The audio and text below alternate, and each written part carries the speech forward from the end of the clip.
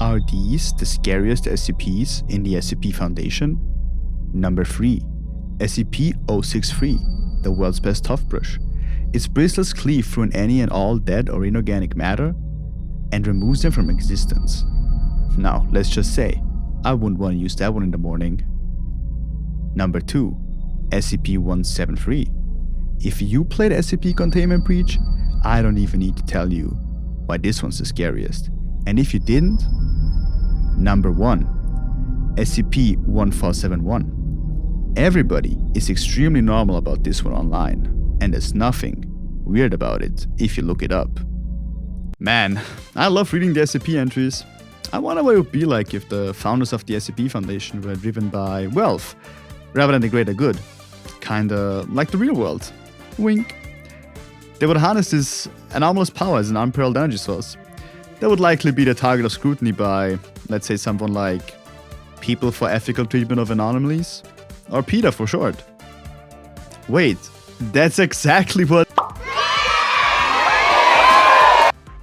Developed and published by the at the time small indie company Project Moon, consisting of 7 people that were just fresh out of university, Lobotomy Corporation was the very first game, and at first was intended to be standalone, until they expanded upon the world with Library of Ruina and Limbus Company.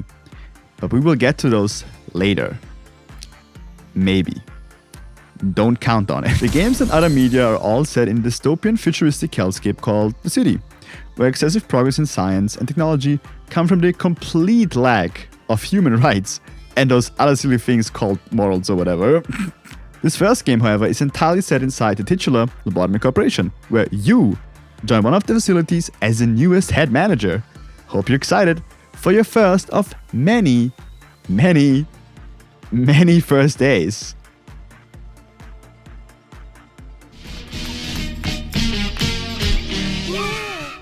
The game opens with the AI, or Sephira, Angela, giving you, X, a warm welcome to Lobotomy Corp. She will play the role of your assistant in the game. Her algorithm is based on femcel threads and the nerd emoji, which you immediately notice by her personality and her comments during gameplay. As of this moment, you have accumulated exactly half of the energy needed. Well, to be technical, there is no such thing as exactly half of energy. Energy is formless. The phrase exactly half of the energy is a contradictory statement, completely without reason. In other words... Enough about her though, and let's talk about LobCorp itself. Our world is constantly demanding more energy as our technology advances, and in our search for new energy sources, we stumble upon things we dubbed abnormalities. We isolate these little critters in controlled environments and then harvest energy from them. And nothing bad will happen in those facilities, I'm sure. We then quickly get introduced to another Sephira, Malkov, before being dropped right into our first day managing Alcorp. What the scallop? Another Sephira Callan from the YouTube video I'm currently watching, I hear you ask, little bozo boy? Yes. Each of the departments of the LORP are managed by other Sephiras. And now, these include, and are limited to, the aforementioned Malkat, too happy to be a real person type beat. She's also living proof that ADHD is real besides me. Yeset. If you couldn't tell from the turtleneck and cold eyes, Yeset is a little fucking bitch. He's strict, mean, and has no friends, no riz, no money, no bitches, no aspirations, no feud. Netzek. Netzek is either drunk, high, asleep, or moping about his awful job, but usually some combination of those. Hod. She's way too nice and helpful because she's desperate for approval and attention. Zero self-confidence. Tiffer FA. She's rude, blunt, impatient, and childish. The kind of little kid you just want to punt across the room. Tiffer FB, however, is the other side of the same coin, being sweet and laid back, and a good compliment to his twin. The kind of little kid you protect with your life. Sephiroth. A powerful ex-Sephira who was better than the rest. But when he found out about the terrible experiments that made him, he began to hate Shinra. And then, over time, he began to hate everything. Gabura. She definitely played a lot of Modern Warfare 2 with the gamertag Lone Wolf. She's a super edgy meathead and doesn't have time for people she sees as weak. Chest. And why he EP? Chest is the sleep-deprived, coffee-addicted co-worker everyone loves. He doesn't actually give a fuck about his job, but still puts on a good smile. Hawkma. Hawkma is in every way the wise old man. He talks too much and knows even more, and will definitely try to rope you into a conversation about religion. And lastly, Bina.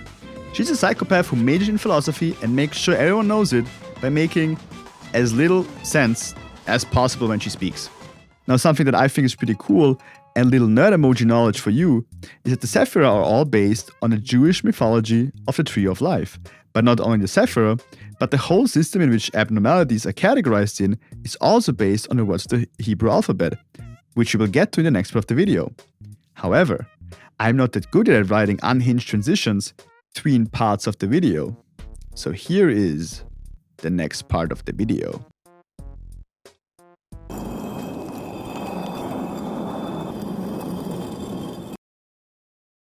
So, how do you manage the facility? In short, you overlook the containment of abnormalities to create power. In long, you manage a bunch of toddlers with supernatural powers that range from killing your employees and sucking out the brain, to killing your employees to putting on the skin, and then hide around the facility until you find and kill it before it kills everyone else. Now, you keep those little babies in line by working on them with one of 4 aspects, which also double as your employee stats, which are Fortitude for HP, Prudence for Sanity Points aka SP, Temperance, which increase their work success and speed, and Justice, which is for attack speed and movement speed. Different abnormalities have different responses to each of these stats, which increase or decrease the success rate of working with them. These are categorized in bad, normal, and good, and depending on which one you get, something happens. And that depends on your abnormality's risk level. Now, abnormalities are again categorized based on how dangerous they are, starting from Zane, which are harmless, to Tef, where yeah, they might get a little bit quirky at night. But from He onwards, they start to become a little bit too silly, with Vav and Aleph being the most dangerous abnormalities that will definitely slaughter your entire facility if you got to the wrong flavor of baby food. Those abnormalities most of the time have something called a Quilfef counter. And if that counter hits 0, they will either activate the ability, like in the case of Lady facing the wall, that deals damage to everybody in the department, or the more likely and worse outcome, breach containment, which then has a supernatural baby with a gun going around the facility, killing everyone that is in the path until you order your employees to suppress it and put it back in its crib. And oh boy, are there some fun ones, like King of Greed, who teleports around your facility and eats up everything in its path like some deranged version of Pac-Man, and is only vulnerable from the back, so you get to play the world's most annoying game of cat and mouse. Or Dimensional Refraction variant, which when it breaches is undetectable by employees and you have to manually keep an eye on it for it to be suppressed. Of course, when it passes through said employees, it deals an insane amount of damage. And don't worry, if those containment breaches was enough for you, every 10 times you work on your abnormalities, a random event will trigger, where at first the abnormalities will just have a meltdown, and you need to work on them immediately to calm them down, or have one of 4 funny, differently colored ordeals happen that just get worse over time. Now you're thinking, oh, this is just late game stuff, Callan. I can learn that over time while I'm playing. I'm sorry to say that even early game abnormalities, you can get on like day 2, have fun quirky mechanics like Beauty and the Beast, which takes damage if you do the best work on them, and kills your worker if you do it too much. But you don't find out about these mechanics, or the abnormality's name for that matter, until you've put significant time working with them. But that is exactly where the fun in the gameplay lies within Lobotomy Corp. Figuring out what works, or rather, what doesn't, and then keeping your entire facility stable as you work on it and making sure none of your employees die so you can keep them and subject them to the same horror again and again. So as your clock slowly turns to 2 AM in the morning, you realize you might actually like this game and just how much pains it brings you. And now you need to talk about it in a positive way to get more people trapped into playing it and repeat the cycle that you've been going through, like you're one of the anomalies yourself. But in truth, you got a script to write and you're just putting it off like a little goober that you are. Huh. I wonder where that came from.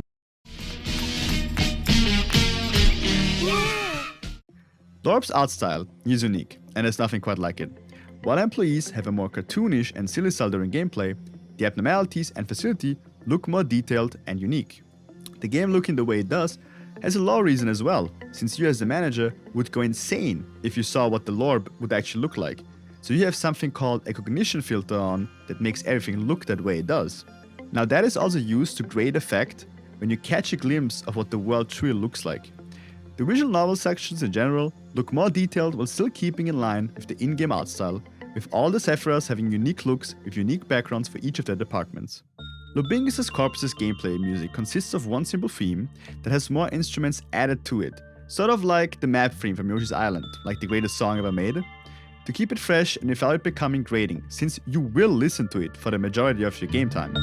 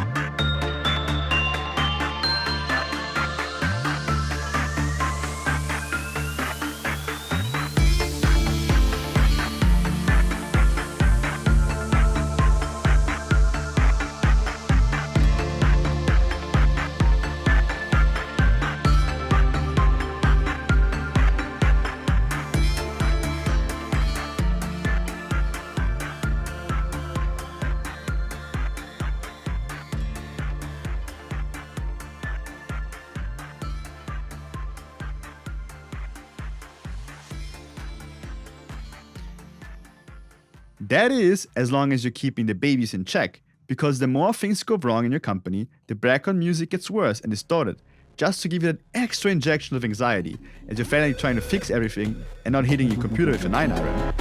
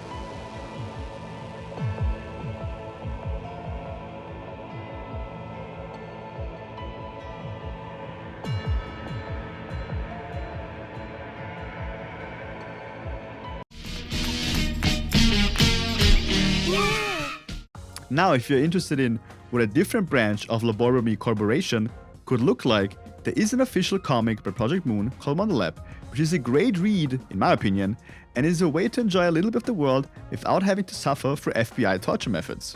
Unfortunately, since I've started writing the script, some stuff has happened in the PM community, and the Wonderlab artist has kindly requested for her comics to be taken down. But if you want, I'm sure you can find it, but I'm not condoning it.